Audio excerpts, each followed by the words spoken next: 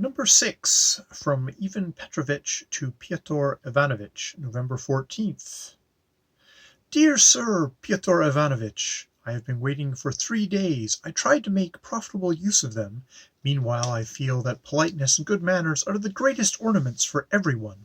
Since my last letter of the 10th of this month, I have neither by word nor deed reminded you of my existence, partly in order to allow you undisturbed to perform the duty of a Christian in regard to your aunt, partly because I needed the time for certain considerations and investigations in regard to a business you know of.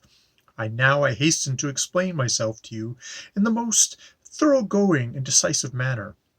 I frankly confess that on reading your first 2 letters, I seriously supposed that you did not understand what I wanted. That was how it was that I sought an interview with you, and explanations face to face. I was afraid of writing, and blamed myself for lack of clearness in the expression of my thoughts on paper. You are aware that I have not the advantages of education and good manners, and that I shun a hollow show of gentility, because I have learned from bitter experience how misleading appearances often are, and that a snake sometimes lies hidden under flowers. But you understood me. You did not answer me as you should have done, because, in the treachery of your heart, you had planted beforehand to be faithless to your word of honor and to the friendly relations existing between us. You have proved this absolutely by your abominable conduct towards me of late, which is fatal to my interest, which I did not expect, and which I refused to believe till the present moment. From the very beginning of our acquaintance you captivated me by your clever manners, by the subtlety of your behavior, your knowledge of affairs, and the advantages to be gained by association with you. I imagined that I had found a true friend and well-wisher. Now I recognize clearly that there are many people who, under a flattering and brilliant exterior, hide venom in their hearts, who use their cleverness to weave snares for their neighbors, and for unpardonable deceptions, and so are afraid of pen and paper, and at the same time use their fine language not for the benefit of their neighbors and their country, but to drug and bewitch the reason of those who have entered into business relations of any sorts with them. Your treachery to me, my dear sir, can be clearly seen from what follows. In the first place, when, in the clear and distinct terms of my letter, I described my position, sir, and at the same time asked you in my first letter what you meant by certain expressions and intentions of yours, principally in regards to Yevgeny Nikolaitch, you tried for the most part to avoid answering, and confounding me by doubts and suspicions, you calmly put the subject aside.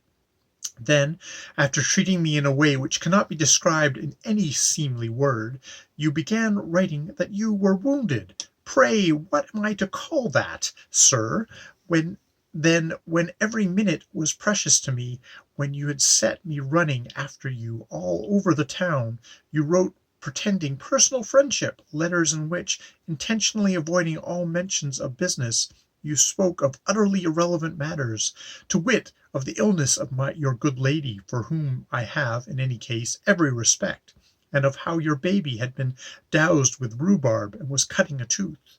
All this you alluded to in every letter with a disgusting regularity that was insulting to me.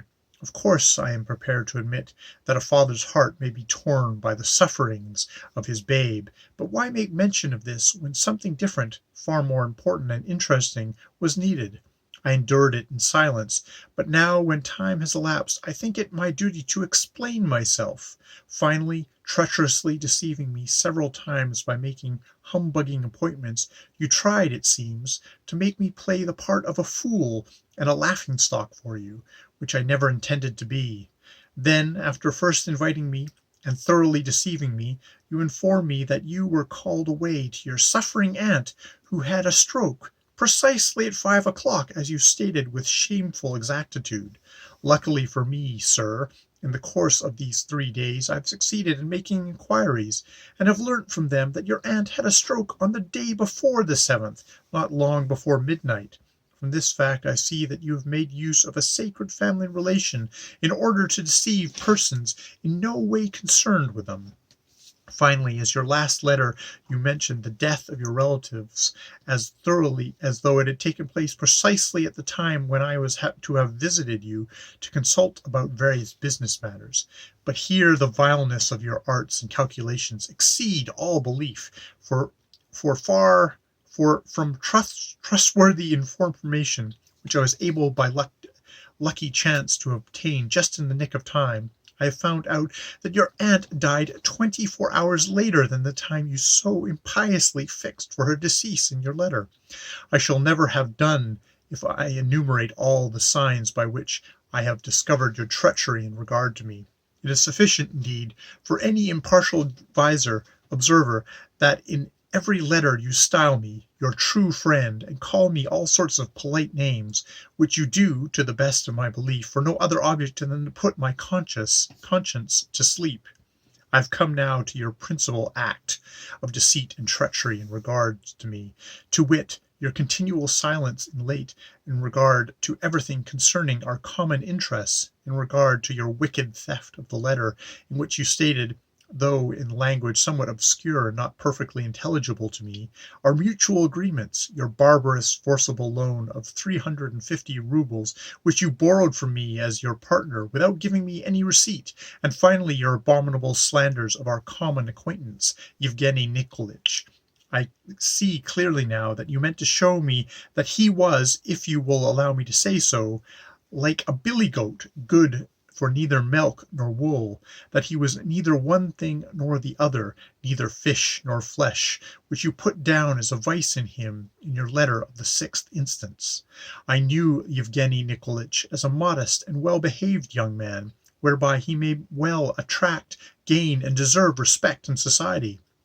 I know also that every evening for the last fortnight you've put into your pockets dozens and sometimes even hundreds of roubles, playing games of chance with Yevgeny Nikolaitch. Now you disavow all this, and not only refuse to compensate me for what I have suffered, but have even appropriated money belonging to me, tempting me by suggestion that I should be partner in the affair, and luring me with various advantages which were to accrue.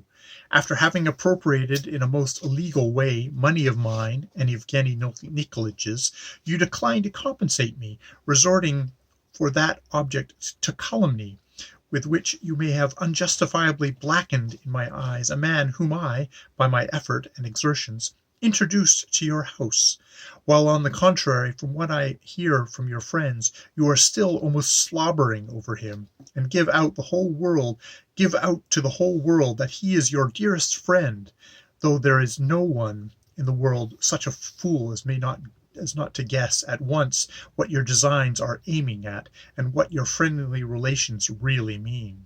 I should say that they mean deceit, treachery, forgetfulness of human duties and proprieties, contrary to the law of God and vicious in every way. I take myself as proof and example. In what way have I offended you, and why have you treated me in this godless fashion? I will end my letter.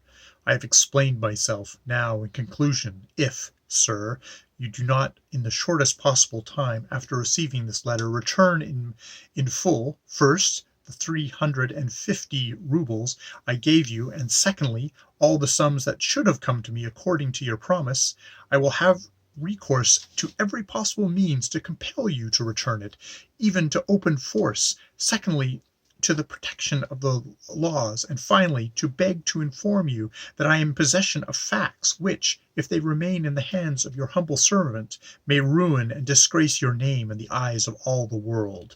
Allow me to remain, etc. 7. From Pyotr Ivanovitch to Ivan Petrovitch, November 15th. Ivan Petrovitch, when I received your vulgar and at the same time queer letter, my impulse for the first minute was to tear it into shreds, but I preserved it as a curiosity. I do, however, sincerely regret our misunderstandings and unpleasant relations.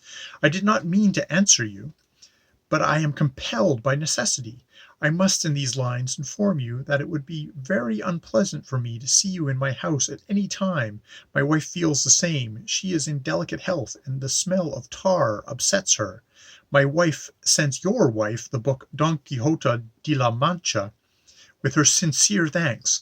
As for the galoshes you say you left behind here on your last visit, I must regretfully inform you that they are nowhere to be found. They are still being looked for, but if they do not turn up, then I will buy you a new pair. I have the honor to remain your sincere friend. 8. On the 16th of November, Pyotr Ivanovitch received by post 2 letters addressed to him. Opening the first envelope, he took out a carefully folded note on a pale pink paper. The handwriting was his wife's. It was addressed to Yevgeny Nikolaevich and dated November the 2nd. There was nothing else in the envelope. Pyotr Ivanovitch read, "Dear Eugene, yesterday was utterly impossible. My husband was at home the whole evening. Be sure to come tomorrow punctually at 11. At 10:30 my husband is going to Dstysky and not coming back till evening. I was in a rage all night. Thank you for sending me the information and the correspondence. What a lot of paper. Did she really write all that? She has style, though. Many thanks, dear. I see that you love me, but don't be angry. But for goodness sakes, come tomorrow. A." Pyotr Ivanovitch tore open the other letter. "Pyotr Ivanovitch, I should have never set foot again in your house anyway. You need not have troubled to soil paper about it. Next week I am going to Simbirsk. Yevgeny Nikolaevich remains your precious and beloved friend. I wish you luck, and don't trouble about the galoshes."